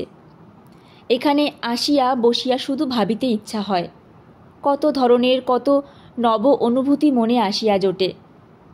এক প্রকার অতল সমাহিত অতি মানুষ চেতনা ধীরে ধীরে গভীর অন্তঃস্থল হইতে বাহিরের মনে ফুটিয়া উঠিতে থাকে। এ আসে গভীর আনন্দের মূর্তি ধরিয়া। প্রত্যেক বৃক্ষলতার হৃৎস্পন্দন যেন নিজের বুকের রক্তের শান্ত স্পন্দনের মধ্যে অনুভব করা যায়। আমাদের যেখানে মহল, সেখানে পাখির এত বৈচিত্র্য নাই। সেখানটা যেন অন্য জগৎ, তার গাছপালা জীবজন্তু অন্য ধরনের। পরিচিত জগতে বসন্ত যখন দেখা দিয়াছে, লবটুলিয়ায় তখন একটা কোকিলের ডাক নাই, একটা পরিচিত বসন্তের ফুল নাই। সে যেন রুক্ষ কর্কশ ভৈরবী মূর্তি। সৌম্য সুন্দর বটে, কিন্তু মাধুর্যহীন। মনকে অভিভূত করে ইহার বিশালতায়, রুক্ষতায়। কোমল বর্জিতা খারর সুর, মালকোষ কিংবা চৌতালের ধ্রুপদ, মিষ্টাত্বের কোনো পর্যায়ে ধারা মারাইয়া চলে না। সুরের গম্ভীর উদাত্ত রূপে মনকে অন্য এক স্তরে লইয়া পৌঁছায়া দেয়। সরস্বতী কুণ্ডী সেখানে ঠুংরি সুমিষ্ট সুরের মধুর ও কোমল বিলাসিতায় মনকে আর্দ্র ও স্বপ্নময় করিয়া তোলে। স্তব্ধ দুপুরে ফাল্গুন চৈত্র মাসে এখানে তীর তরুর ছায়ায় বসিয়া পাখির কূজন শুনিতে শুনিতে মন কত দূরে চলিয়া যাইত। বন্য নিম গাছে সুগন্ধি নিম ফুলের সুবাস ছড়াইতে বাতাসে জলে জলজ লিলির দল ফুটিত। কতক্ষণ বসিয়া থাকিয়া সন্ধ্যার পর সেখান হইতে উঠিয়া আসিতাম। নাড়া বৈহার জরিপ হইতেছে প্রজাদের মধ্যে বিলির জন্য। আমিনদের কাজ দেখাইবার জন্য প্রায় সেখানে যাইতে হয়। ফিরিবার পথে মাইল 2 পূর্ব দক্ষিণ দিকে একটু ঘুরিয়া যায়। শুধু সরস্বতী কুণ্ডীর এই বনভূমিতে ঢুকিয়া বনের ছায়ায় খানিকটা বেড়াইবার লোভে। সেদিন ফিরিতেছিলাম বেলা 3টার সময়। খর রৌদ্রে বিস্তীর্ণ রৌদ্রদগ্ধ প্রান্তর পার হইয়া ঘর্মাক্ত কলবরে বনের মধ্যে ঢুকিয়া ঘন ছায়ায় ছায়ায় জলের ধার পর্যন্ত গেলাম। প্রান্তর সীমা হইতে জলের কিনারা প্রায় 1.5 মাইলের কম নয়, কোনো কোনো স্থানে আরও বেশি। একটা গাছের ডালে ঘোড়া বাঁধিয়া নিবিড় ঝোপের তলায় একখানা অয়েল কট পাতিয়া একেবারে শুইয়া পড়িলাম। ঘন ঝোপের ডালপালা চারিধার হইতে এমনভাবে আমায় ঢাকিয়াছে যেন বাহির হইতে আমায় কেউ দেখিতে পাইবে না। হাত 2 ওপরেই গাছপালা, মোটা মোটা কাঠের মতো শক্ত গুড়িওয়ালা কি এক প্রকার বনলতা জড়াজড়ি করিয়া ছাদ রচনা করিয়াছে।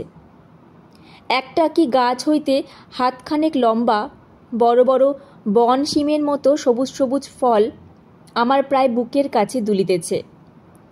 আর একটা কি গাছ, ডালপালা প্রায় অর্ধেক ঝোপটা জুড়িয়া, তাহাতে কুচো কুচো ফুল ধরিয়াছে। ফুলগুলি এত ছোট যে কাছে না গেলে চোখে পড়ে না। কিন্তু কি ঘন নিবিড় সুভাষ সে ফুলের। ঝোপের নিভৃত তল ভারাক্রান্ত সেই অজানা বন পুষ্পের সুভাষে। পূর্বেই বলিয়াছি সরস্বতী কুণ্ডির বন পাখির আড্ডা। এত পাখিও আছে এখানকার বনে, কত ধরনের, কত রং বেরঙের পাখি। শ্যামা, শালিক, হটটিট, বনটিয়া, ফেজান্ট ক্রো, চড়াই, ছাতারে, ঘুঘু, হরিয়াল। উঁচু গাছের মাথায় বাজবৌড়ি, চিল, কুল্লো, সরস্বতীর নীল জলে বক, শিল্লি, রাঙা হাঁস, মানিক পাখি, ডাক প্রভৃতি জলচর পাখি। পাখির কাকলিতে মুখর হইয়া উঠিয়াছে ঝোপের ওপরটা। কি বিরক্তই করে তারা। তাদের উল্লাস ভরা অবাক কুজনে কান পাতা দেয়। অনেক সময় মানুষকে গ্রাহ্যই করে না। আমি শুইয়া আছি, দেখিতেছি আমার চারিপাশে হাত 1.5 দূরে তারা ঝুলন্ত ডালপালায় বসিয়া কিচকিচ করিতেছে। আমার প্রতি ভ্রূক্ষেপও নাই। পাখিদের এই অসংকোচ সঞ্চরণ আমার বড় ভালো লাগিত। উঠিয়া বসিয়াও দেখিয়াছি তাহারা ভয় পায় নাই। একটু উড়িয়া গেল, কিন্তু একেবারে দেশ ছাড়া হইয়া পালায় না। খানিক পরে নাচিতে নাচিতে বকিতে বকিতে আবার অত্যন্ত কাছে আসিয়া পড়ে। এইখানেই একদিন প্রথম বন্য হরিণ দেখিলাম। জানিতাম বন্য হরিণ আমাদের মহলের জঙ্গলে আছে, কিন্তু এর আগে কখনো চোখে পড়ে নাই। শুইয়া আছি, হঠাৎ কিসের পায়ের শব্দে উঠিয়া বসিয়া মাথার শিওরের দিকে চাহিয়া দেখি ঝোপের নিভৃততর দুর্গমতর অঞ্চলে নিবিড় লতাপাতার জড়াজড়ির মধ্যে আসিয়া দাঁড়াইয়াছে একটা হরিণ। ভালো করিয়া চাহিয়া দেখি বড় হরিণ নয়, হরিণ শাবক। সে আমায় দেখিতে পাইয়া অবোধ বিস্ময় বড় বড় চোখে আমার দিকে চাহিয়া আছে। ভাবিতেছে এই আবার কোন অদ্ভুত জীব। খানিকক্ষণ কাটিয়া গেল, দুজনেই নির্বাক নিস্পন্দ। 1 মিনিট পরে হরিণ শিশুটা যেন ভালো করিয়া দেখিবার জন্য আবার একটু আগাইয়া আসিল। তার চোখে ঠিক যেন মনুষ্য শিশুর মতো সাগ্রহ কৌতূহলের দৃষ্টি। আরও কাছে আসিত কিনা জানি না। আমার ঘোড়াটা সে সময় হঠাৎ পা নাড়িয়া গা ঝাড়া দিয়া ওঠাতে হরিণ শিশু চকিত ও সন্তুষ্টভাবে ঝোপের মধ্য দিয়া দৌড়াইয়া তাহার মায়ের কাছে সংবাদটা দিতে গেল। তারপর কতক্ষণ ঝোপের তলায় বসিয়া রহিলাম। গাছপালার ফাঁকে ফাঁকে চোখে পড়ে সরস্বতী কুণ্ডির নীল জল, অর্ধচন্দ্রাকারে দূর শৈলমালার পাদদেশ পর্যন্ত প্রসারিত। আকাশ নীল, মেঘের লেশ নাই কোনো দিকে। কুণ্ডির জলচর পাখির দল ঝগড়া, কলরব, তুমুল দাঙ্গা শুরু করিয়াছে। একটা গম্ভীর ও প্রবীণ মানিক পাখি তীরবর্তী এক উচ্চ বনস্পতির শীর্ষে বসিয়া থাকিয়া থাকিয়া তাহার বিরক্তি জ্ঞাপন করিতেছে। জলের ধারে ধারে বড় বড় গাছের মাথায় বকের দল এমন ঝাঁক বাঁধিয়া আছে, দূর হইতে মনে হয় যেন সাদা সাদা থোকা থোকা ফুল ফুটিয়াছে। রোদ ক্রমশ রাঙা হইয়া আসিল। ওপারে শৈলচূড়ায় যেন তামার রং ধরিয়াছে। বকের দল ডানা মেরিয়া উড়িতে আরম্ভ করিল। গাছপালার মগডালে রোদ উঠিয়া গেল। পাখির কুজন বাড়িল, আর বাড়িল অজানা বনকুসুমের সেই সুঘ্রাণটা। অপরাহ্নের ছায়ায় গন্ধটা যেন আরও ঘন, আরও সুমিষ্ট হইয়া উঠিয়াছে। একটা বেজি খানিক দূর হইতে মাথা উঁচু করিয়া আমার দিকে এক দৃষ্টে চাহিয়া দেখিতেছে। কি নিভৃত শান্তি, কি অদ্ভুত নির্জনতা! এতক্ষণ তো এখানে আছি, 3.5 ঘন্টার কম নয়। বন্য পাখির কাকুলি ছাড়া অন্য কোনো শব্দ শুনি নাই। আর পাখিদের পায়ে পায়ে ডালপাতার মচমচানি, শুষ্ক পত্র বা লতার টুকরো পতনের শব্দ। মানুষের চিহ্ন নাই কোনো দিকে। নানা বিচিত্র ও বিভিন্ন গড়ন বনস্পতিদের শীর্ষদেশের। এই সন্ধ্যার সময় রাঙা রোদ পড়িয়া তাদের শোভা হইয়াছে অদ্ভুত। তাদের কত গাছের মগডাল জড়াইয়া লতা উঠিয়াছে। এক ধরনের লতাকে এদেশে বলে ভিওরা লতা। আমি তাহার নাম দিয়াছি ভোমরা লতা। সে লতা যে গাছের মাথায় উঠিবে আষ্টে পিষ্টে জড়াইয়া ধরিয়া থাকে। এই সময় ভোমরা লতায় ফুল ফোটে। ছোট ছোট বন জুঁইয়ের মতো সাদা সাদা ফুলে কত বড় বড় গাছের মাথা আলো করিয়া রাখিয়াছে। অতি চমৎকার সুঘ্রাণ, অনেকটা যেন প্রস্ফুটিত সর্ষে ফুলের মতো, তবে অতটা উগ্র নয়। সরস্বতী কুণ্ডির বনে কত বন্য শিউলি গাছ। শিউলি গাছের প্রাচুর্য এক এক জায়গায় এত বেশি যেন মনে হয় শিউলির বন। বড় বড় শিলাখণ্ডের ওপর শরতের প্রথমে সকালবেলা রাশি রাশি শিউলি ফুল ঝরিয়া পড়িয়াছিল। দীর্ঘ এক রকম কর্কশ ঘাস সেই পাথরের আশেপাশে। বড় বড় ময়না কাটার গাছ তার সঙ্গে জড়াইছে। কাটা, ঘাস, শিলাখণ্ড সবটাতেই রাশি রাশি শিউলি ফুল। আর্দ্র ছায়া গহন স্থান, তাই সকালের ফুল এখনও শুকায়া যায় নাই। সরস্বতী হ্রদকে কত রূপেই দেখিলাম। লোকে বলে সরস্বতী কুণ্ডির জঙ্গলে বাঘ আছে। জ্যোৎস্না রাত্রে সরস্বতীর বিস্তৃত জলরাশির কৌমুদী স্নাত শোভা দেখিবার লোভে রাস পূর্ণিমার দিন তহসিলদার বনোয়ারি লালের চোখে ধুলা দিয়া আজমাবাদের সদর কাছারি আসিবার ছুতায় লবটলিয়া দিহি কাছারি হইতে লুকাইয়া একা ঘোড়ায় এখানে আসিয়াছি। বাঘ দেখি নাই বটে, কিন্তু সেদিন আমার সত্যি মনে হইয়াছিল এখানে মায়াবিনী বনদেবীরা গভীর রাত্রে জ্যোৎস্না স্নাত হ্রদের জলে জল কেলি করিতে নামে। চারিধারে নীরব নিস্তব্ধ। পূর্ব তীরের ঘন বনে কেবল শৃগালের ডাক শোনা যাইতেছিল। দূরে শৈলমালা ও বনশিষ্য অস্পষ্ট দেখাইতেছে। জ্যোৎস্নার হিম বাতাসে গাছপালা ও ভোমরালতার নৈশ পুষ্পের মৃদু সুবাস। আমার সামনে বন ও পাহাড়ে বেষ্টিত নিস্তরঙ্গ বিস্তীর্ণ হ্রদের বুকে হৈমন্তী পূর্ণিমার থই থই জ্যোৎস্না। পরিপূর্ণ ছায়াহীন জলের ওপর পড়া ক্ষুদ্র ক্ষুদ্র বীচিমালায় প্রতিফলিত হওয়া অপার্থিব দেবলোকের জ্যোৎস্না। ভোমরালতার সাদা ফুলে ছাওয়া বড় বড় বনস্পতি শীর্ষে জ্যোৎস্না পড়িয়া মনে হইতেছে গাছে গাছে পরিদের শুভ্র বস্ত্র উড়িতেছে। আর এক ধরনের পোকা একঘেয়ে ডাকিতেছিল, ঝিঝি পোকার মতোই। দুই একটা পত্র পতনের শব্দ বা খসখস করিয়া শুষ্ক পত্ররাশির ওপর দিয়া বন্য জন্তুর পলায়নের শব্দ। বনদেবীরা আমরা থাকিতে তো আর আসে না, কত গভীর রাত্রে আসে কে জানে। আমি বেশি রাত পর্যন্ত হিম সহ্য করিতে পারি নাই। ঘণ্টা খানেক থাকিয়াই ফিরি। সরস্বতী কুণ্ডির এই পরিদের প্রবাদ এখানেই শুনিয়াছিলাম। শ্রাবণ মাসে একদিন আমাকে উত্তর সীমানার জরিপের ক্যাম্পে রাত্রি যাপন করিতে হয়। আমার সঙ্গে ছিল আমিন রঘুবর প্রসাদ। সে আগে গভর্নমেন্টে চাকুরি করিয়াছে। মোহনপুরা রিজার্ভ ফরেস্ট ও এই অঞ্চলের বনের সঙ্গে তার 25-30 বছরের পরিচয়। তাহার কাছে সরস্বতী কুণ্ডির কথা তুলিতেই সে বলিল, হুজুর, ও মায়ার কুণ্ডি, ওখানে রাত্রে হুড়ি পড়িরা নামে। জ্যোৎস্না রাত্রে তারা কাপড় খুলে রাখে ডাঙায়, ওইসব পাথরের ওপর রেখে জলে নামে। সে সময় যে তাদের দেখতে পায় তাকে ভুলিয়ে জলে নামিয়ে ডুবিয়ে মারে। জ্যোৎস্নার মধ্যে দেখা যায় মাঝে মাঝে পরিদের মুখ জলের ওপরে পদ্মফুলের মতো জেগে আছে। আমি দেখিনি কখনো। হেড সার্ভেয়ার ফতে সিং একদিন দেখেছিলেন একদিন। তারপর তিনি গভীর রাত্রে একা ওই হ্রদের ধারে বনের মধ্যে দিয়ে যাচ্ছিলেন সার্ভে তাঁবুতে। পরদিন সকালে তার লাশ কুণ্ডির জলে ভাসতে দেখা যায়। বড় মাছে তার এক কান খেয়ে ফেলেছিল। হুজুর, ওখানে আপনি ওরা যাবেন না। এই সরস্বতী কুণ্ডির ধারে একদিন দুপুরে এক অদ্ভুত লোকের সন্ধান পাইলাম।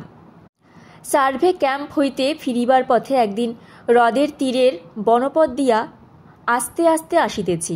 বনের মধ্যে দেখি একটি লোক মাটি খুঁড়িয়া কি যেন করিতেছে। প্রথমে ভাবিলাম লোকটা ভুঁই কুমড়া তুলিতে আসিয়াছে। ভুঁই কুমড়া লতা জাতীয় উদ্ভিদ। মাটির মধ্যে লতার নিচে চালকুমড়ার আকারের প্রকাণ্ড কন্দ জন্মায়, ওপর হইতে বোঝা যায় না। কবিরাজি ঔষধে লাগে বলিয়া বেশ দামে বিক্রয় হয়। কৌতূহলবশত ঘোড়া হইতে নামিয়া কাছে গেলাম। দেখি ভুঁই কুমড়া নয়, কিছু নয়, লোকটা কিসের যেন বীজ পুতিয়া দিতেছে। আমায় দেখিয়া সে থতমত খাইয়া অপ্রতিভ দৃষ্টিতে আমার দিকে চাহিল। বয়স হইয়াছে, মাথায় কাঁচা পাকা চুল, সঙ্গে একটা চটের থলে, তার ভেতর হইতে ছোট একখানা কোদালের আগাটুকু দেখা যাইতেছে। একটা শাবল পাশে পড়িয়া, ইতস্তত কতগুলি কাগজের মোড়ক ছড়ানো। বলিলাম, তুমি কে? এখানে কি করছো? সে বলিল, হুজুর কি ম্যানেজার বাবু? হ্যাঁ, তুমি কে? নমস্কার, আমার নাম যুগল প্রসাদ। আমি আপনাদের লবটুলিয়ার পাটোয়ারি বনোয়ারি লালের চাচাতো ভাই। তখন আমার মনে পড়িল, বনোয়ারি পাটোয়ারি একবার কথায় কথায় তাহার চাচাতো ভাইয়ের কথা তুলিয়াছিল। উঠাইবার কারণ, আজমাবাদের সদর কাছারিতে, অর্থাৎ আমি যেখানে থাকি সেখানে একজন মুহুরির পদ খালি ছিল, বলিয়াছিলাম একটা ভালো লোক দেখিয়া দিতে। বনোয়ারি দুঃখ করিয়া বলিয়াছিল, লোক তো তাহার সাক্ষাৎ চাচাতো ভাইই ছিল, কিন্তু লোকটা অদ্ভুত মেজাজের, একরকম খামখেয়ালি উদাসীন ধরনের। নইলে কায়েথি হিন্দিতে অমন হস্তাক্ষর, অমন পড়ালেখার এলেম এই অঞ্চলের বেশি লোকের নাই। জিজ্ঞাসা করিয়াছিলাম, কেন, সে কি করে?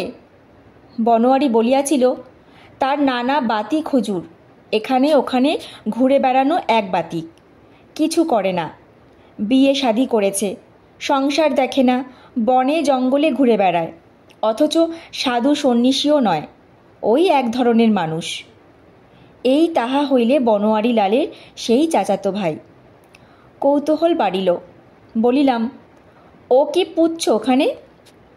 লোকটা বোধহয় গোপনে কাজটা করিতেছিল, যেন ধরা পড়িয়া লজ্জিত ও অপ্রতিভ হইয়া গিয়াছে এমন সুরে বলিল, কিছু না, এই একটা গাছের বীজ। আমি আশ্চর্য হইলাম, কি গাছের বীজ? ওর নিজের জমি নয়, এই ঘোর জঙ্গল, ইহার মাটিতে কি গাছের বীজ ছড়াইতেছে তাহার সার্থকতাই বা কি? কথাটা তাহাকে জিজ্ঞাসা করিলাম। বলিল, অনেক রকম বীজ আছে হুজুর, পূর্ণিয়ায় দেখেছিলাম একটা সাহেবের বাগানে ভারী চমৎকার বিলিতি লতা, বেশ রাঙা রাঙা ফুল, তারই বীজ। আরও অনেক রকম বনের ফুলের বীজ আছে, দূর দূর থেকে সংগ্রহ করে এনেছি। এখানকার জঙ্গলে ওসব লতা ফুল নেই, তাই পুঁতে নিচ্ছি। গাছ হয়ে 2 বছরের মধ্যে ঝাড় বেঁধে যাবে, বেশ দেখাবে। লোকটার উদ্দেশ্য বুঝিয়া তাহার ওপর আমার শ্রদ্ধা হইল। লোকটা সম্পূর্ণ বিনা স্বার্থে একটা বিস্তৃত বর্ণভূমির সৌন্দর্য বৃদ্ধি করিবার জন্য নিজের পয়সা ও সময় ব্যয় করিতেছে, যে বনে তাহার নিজের ভূসত্ব কিছুই নাই। কি অদ্ভুত লোকটা! যুগল প্রসাদকে ডাকিয়া এক গাছের লতায় দুজনে বসিলাম। সে বলিল, আমি এর আগেও এ কাজ করেছি হুজুর। লবটুলিয়াতে যত বনের ফুল দেখেন, ফুলের লতা দেখেন, ওসব আমি আজ 10-12 বছর আগে কতটা পূর্ণিয়ার বন থেকে, কত দক্ষিণ ভাগলপুরের লক্ষ্মীপুর স্টেটের পাহাড়ি জঙ্গল থেকে এনে লাগিয়েছিলাম। এখন একেবারে ওসব ফুলের জঙ্গল বেঁধে গিয়েছে। তোমার কি এ কাজ খুব ভালো লাগে? লবটুলিয়া বৈহারের জঙ্গলটা ভারী চমৎকার জায়গা। ওই সব ছোটোখাটো পাহাড়ের গায়ে কি এখানকার বনে ঝোপে নতুন নতুন ফুল ফোটাবো? এই আমার বহু দিনের শখ। কি ফুল নিয়ে আসতে? কি করে আমার এদিকে মন গেল তা একটু আগে হুজুরকে বলি। আমার বাড়ি ধরমপুর অঞ্চলে। আমাদের দেশে বুনো ভান্ডারি ফুল একেবারেই ছিল না। আমি মহিষ চড়িয়ে বেড়াতাম ছেলেবেলায় কুশি নদীর ধারে ধারে। আমার গা থেকে 10-15 কোষ দূরে। সেখানে দেখতাম বনে জঙ্গলে মাঠে বুনো ভান্ডারি ফুলের বড় শোভা। সেখান থেকে বীজ নিয়ে গিয়ে দেশে লাগাই। এখন আমাদের অঞ্চলের পথের ধারে বন জোপে কি লোকের বাড়ির পেছনে পুরো জমিতে ভাণ্ডারি ফুলের একেবারে জঙ্গল। সেই থেকে আমার এদিকে মাথা গেল, যেখানে যে ফুল নেই সেখানে সেই ফুল গাছ লতা নিয়ে পুঁতব, এই আমার শখ। সারা জীবন ওই করে ঘুরেছি, এখন আমিও কাজে ঘুণ হয়ে গেছি। যুগলপ্রসাদ দেখিলাম এদেশের বহু বনের ফুল ও সুদৃশ্য বৃক্ষলতার খবর রাখে। এ বিষয়ে সে যে একজন বিশেষজ্ঞ তাহাতে আমার কোনো সন্দেহ রহিল না। বলিলাম, তুমি এরিস্টলোকিয়া লতা চেনো? তাহাকে ফুলের গড়ন বলিতেই সে বলিল, হংসলতা। হাঁসের মতো চেহারার ফুল হয়তো? ও তো এদেশের গাছ নয়, পাটনায় দেখেছি বাবুদের বাগানে। তাহার জ্ঞান দেখিয়া আশ্চর্য হইতে হয়। নিছক সৌন্দর্যের এমন পূজারী বা কটা দেখিয়াছি। বনে বনে ভালো ফুল ও লতার বীজ ছড়াইয়া তাহার কোনো স্বার্থ নাই, এক পয়সা আয় নাই। নিজে সে নিতান্তই গরিব, অথচ শুধু বনের সৌন্দর্য সম্পদ বাড়াইবার চেষ্টায় তার এই অক্লান্ত পরিশ্রম ও উদ্বেগ। আমায় বলিল, সরস্বতী কুণ্ডির মতো চমৎকার বন এই অঞ্চলে কোথাও নেই বাবুজি। কত গাছপালা যে আছে, আর কি দেখেছেন জলের শোভা। আচ্ছা, আপনি কি বিবেচনা করেন এতে পদ্ম হবে পুঁতে দিলে? ধরমপুরের পাড়াগা অঞ্চলে পদ্ম আছে অনেক পুকুরে, ভাবছিলাম গের এনে পুঁতে দেব। আমি তাহাকে সাহায্য করিতে মনে মনে সংকল্প করিলাম। দুজনে মিলিয়া এ বনকে নানা নতুন বনের ফুলে লতায় গাছে সাজাইব। সেদিন হইতে ইহা আমাকে যেন একটা নেশার মতো পাইয়া বসিল। যুগলপ্রসাদ খাইতে পায় না, সংসারে বড় কষ্ট, ইহা আমি জানিতাম। সদরে লিখিয়া তাহাকে 10 টাকা বেতনে একটা মুহুরির চাকরি দিলাম আজমাবাদ কাছারিতে। সেই বছরে আমি কলকাতা হইতে সাটনের বিদেশি বন্য পুষ্পের বীজ আনাইয়া ও ডুয়ার্সের পাহাড় হইতে বন্য জুঁয়ের লতার কাটিং আনিয়াইয়া যথেষ্ট পরিমাণে রোপণ করিলাম সরস্বতী রোদের বনভূমিতে। কি আহ্লাদ ও উৎসাহ যুগলপ্রসাদের! আমি তাহাকে শিখাইয়া দিলাম এ উৎসাহ ও আনন্দ যেন সে কাছারির লোকের কাছে প্রকাশ না করে। তাহাকে তো লোকে পাগল ভাবিবেই, সেই সঙ্গে আমাকেও বাদ দেবে না। পর বছর বর্ষার জলে আমাদের রোপিত গাছ ও লতার ঝাড় অদ্ভুতভাবে বাড়িয়া উঠিতে লাগিল। হ্রদের তীরের জমি অত্যন্ত উর্বর। গাছপালাগুলিও যাহা পুঁতিয়াছিলাম এদেশের আবহাওয়ায় উপযোগী। কেবল সাটনের বীজের প্যাকেট লইয়া গোলমাল বাঁধিয়াছিল। প্রত্যেক প্যাকেটের ওপর তাহারা ফুলের নাম ও কোন কোন স্থলে এক লাইনের ফুলের সংক্ষিপ্ত বর্ণনাও দিয়াছিল। ভালো রং ও চেহারা বাছিয়া বাছিয়া যে বীজগুলি লাগাইলাম, তাহার মধ্যে হোয়াইট বিম ও রেড ক্যাম্পিয়ন এবং স্টিচ ওয়াট অসাধারণ উন্নতি দেখাইল। ফ্লাক্স গ্লাভ ও উড অ্যানিমন মন্দ হইল না, কিন্তু অনেক চেষ্টা করিয়াও ডগরোজ বা হনিসাকলের চারা বাঁচাইতে পারা গেল না। হলদে ধুতরা জাতীয় এক প্রকার গাছ হ্রদের ধারে ধারে পুঁতিয়াছিলাম, খুব শীঘ্রই তাহার ফুল ফুটিল। যুগলপ্রসাদ পূর্ণিয়ার জঙ্গল হইতে বন্য বয়রা লতার বীজ আনিয়াছিল। চারা বাহির হইবার 7 মাসের মধ্যেই দেখি কাছাকাছি অনেক ঝোপের মাথা বয়রা লতায় ছাইয়া যাইতেছে।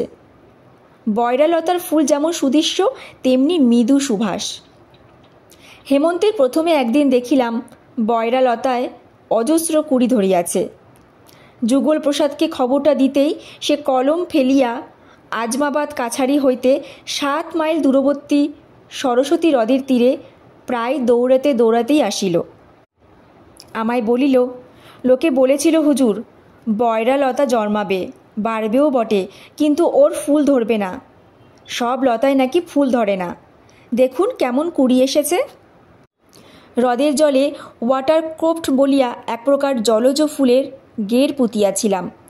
সে গাছ হু হু করিয়া এত বাড়িতে লাগিল যে যুগলপ্রসাদের ভয় হইল জলে পদ্মের স্থান বুঝি ইহারা বেদখল করিয়া ফেলে। বোগেনভিলিয়া লতা লাগাইবার ইচ্ছা ছিল, কিন্তু শহরের শৌখিন পার্ক বা উদ্যানের সঙ্গে এতই ওর সম্পর্কটা জড়ানো যে আমার ভয় হইল সরস্বতী কুণ্ডির বনে ফুলে ভরা বোগেনভিলিয়ার ঝোপ ইহার বন্য আকৃতি নষ্ট করিয়া ফেলিবে। যুগল প্রসাদেরও এসব বিষয় মত আমার ধরনের, সেও বারণ করিল। অর্থ ব্যয়ও কম করি নাই। একদিন গণরি তেওয়ারির মুখে শুনিলাম কারো নদীর ওপারে জয়ন্তী পাহাড়ের জঙ্গলে এক প্রকার অদ্ভুত ধরনের বন্য পুষ্প হয়।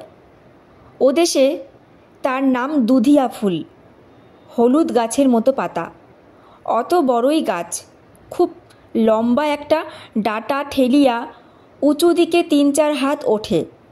একটা গাছে ৪-৫টা ডাটা হয়, প্রত্যেক ডাটায় ৪টি করিয়া হলদে রঙের ফুল ধরে। দেখিতে খুব ভালো তো বটেই, ভারী সুন্দর তার সুবাস, রাত্রে অনেক দূর পর্যন্ত সুগন্ধ ছড়ায়। সে ফুলের একটা গাছ যেখানে একবার জন্মায়, দেখিতে দেখিতে এত হুহু করিয়া বংশবৃদ্ধি হয় যে ২-৩ বছরে রীতিমতো জঙ্গল বাঁধিয়া যায়। শুনিয়া পর্যন্ত আমার মনের শান্তি নষ্ট হইল। ওই ফুল আনিতেই হইবে। গণরি বলিল, বর্ষাকাল ভিন্ন হইবে না, গাছের গের আনিয়া পুঁতিতে হয়, জল না পাইলে মরিয়া যাইবে। পয়সা কড়ি দিয়া যুগল প্রসাদকে পাঠাইলাম। সে বহু অনুসন্ধানে জয়ন্তী পাহাড়ের দুর্গম জঙ্গল হইতে ১০-১২ গণ্ডা গের জোগাড় করিয়া আনিল। আজকের ভিডিও এখানেই সমাপ্ত।